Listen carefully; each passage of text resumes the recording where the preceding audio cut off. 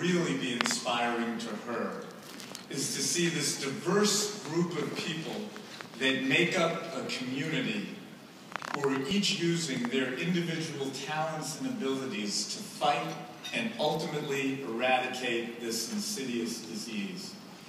And if you think about it, every family in America, virtually every family in America, has been touched by cancer. And the thing that I find so inspiring about the 100 and educational is to hear these stories of how families, as a unit or individually, deal with how cancer has affected their families and what they go on to do to help fight the disease. And it's clear when you listen to their stories that what's motivating them is to eliminate the disease from mankind, but really they're thinking about the next generation of the family. And when you think about giving a gift and handing it down to the next generation, which we all do all the time, once you've seen the pain and the suffering and the emotional costs of this disease, you want to do everything you can to make sure that nobody else ever in the future has to suffer with it.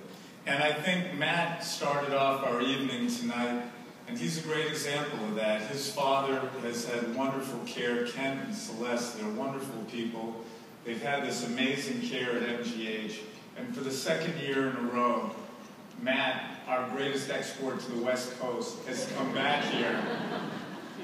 He comes back because he wants to honor and raise the awareness and raise the consciousness of the Cancer Center and the amazing work that this Army and this diverse community is doing on a daily basis. So I'd like to ask Matt to please come back up to the stage now.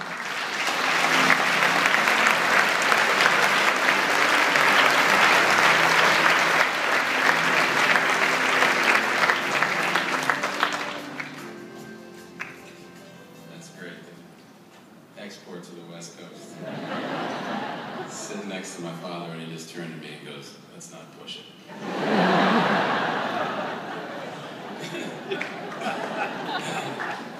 They ask how we stay grounded in Boston.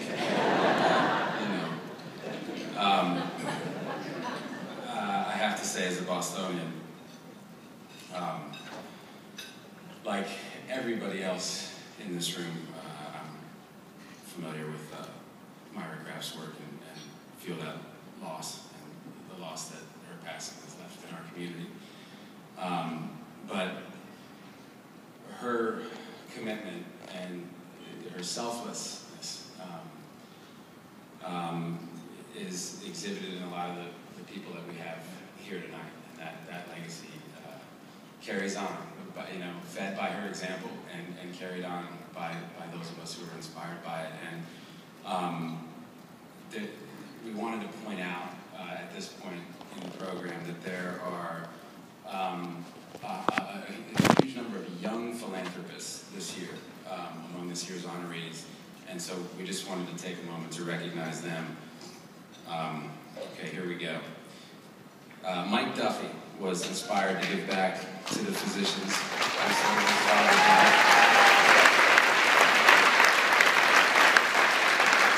Mike organized the lemonade stand to raise money for sarcoma research. Henry and India Cloudy honor their father through their annual event, Family to Family, which helped spread holiday cheer to 55 families facing cancer last year. Mike Slonina rallied his community around his event, A Shot for Life, at which Mike shot hoops for 24 straight hours to raise awareness and funds for the Brain Tumor Center.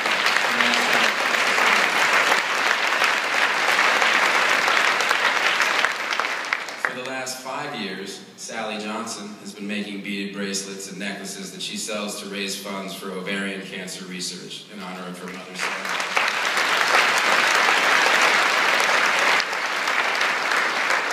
Students at Ursuline Academy in Dedham drummed up support and enthusiasm for the cancer cause by creating their very own version of the Pink Glove Dance, and their YouTube video has received nearly 4,000 views.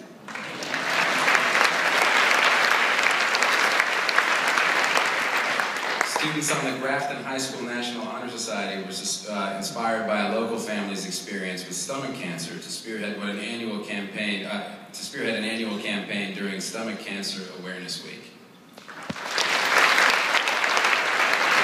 And last but certainly not least, Kelly Skelton is a passionate young man who springs to action when he learns about an important cause, and he encourages his community to get involved too. Kelly's nominators said that Kelly, quote, gives us all hope for the youth of tomorrow. I think it's safe to say that's true about everybody you just heard about. These are incredible young people. They deserve to be commended for their creativity, their generosity, their dedication. And at this time, I would ask all of you to please stand up and be recognized.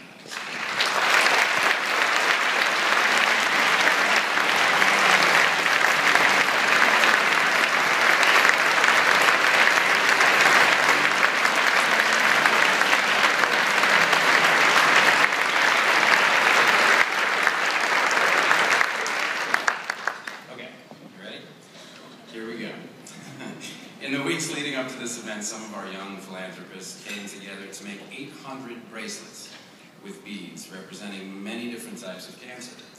Students at Grafton High School took time out of their busy senior week activities and final exams.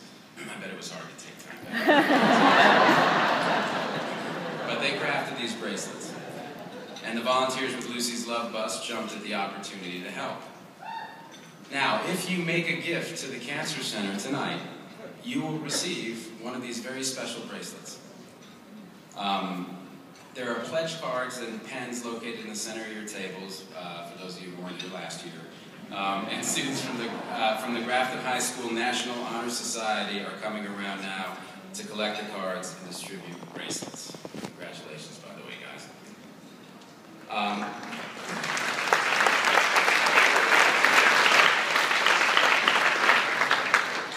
To show our strength in numbers in this fight against cancer, what we're hoping is that by the end of the night, every single person in this room will be wearing a bracelet. And I would like to thank our young philanthropists, not only for their tremendous contributions, but for inspiring all of us. And to thank all of you for coming tonight and allowing me and my family to be part of this great event. We really appreciate it. Now, before you fill them out, I want you to know a couple of quick things. This is really important, really important. Mass General and the Cancer Center there under Dr. Haber and Baselga, they are truly, truly, truly leading the way in the personalized therapies that are going to ultimately cure this disease. If you are going to give dollars to any cancer research cause in this country, put them all to the MGH Cancer Center. I'm on the board. I am so fortunate that I get to see the work they do. And you heard about the brilliant doctors earlier tonight, Alice Shaw, Momo Tamady, Dr. Stephen Zeitel's brilliant, Jason Estescu, brilliant. And the work, that video of Alice Shaw, think about that cancer cure, the lung cancer cure, and then think about the dollars. And Matt and I were here last year, and we were excited because at this part of the evening we raised $300,000. But this year we want to blow through that. So Matt and I talked, and we're gonna start the night off with a matching gift of $100,000 between the two of us for the first $100,000. But don't applaud us. This is about motivating all of you. So even if you filled the card out, No, Matt's better than this. He's a professional. But even if you filled it out, take it back and write down a bigger number. Please. There is nothing that you can do to advance the work of these great scientists than to do that. So, on behalf of all of us, thank you again, and it's now my pleasure to introduce our last speaker of the evening. I grew up a huge fan of Aerosmith, thinking someday it would be really cool to get their autograph. I am a little younger than you, Tom. And then, as an adult, A gentleman that's become one of my best friends, one of my closest friends, is also somebody who's been treated by Stephen Zeitels, as you've heard, is a passionate supporter of the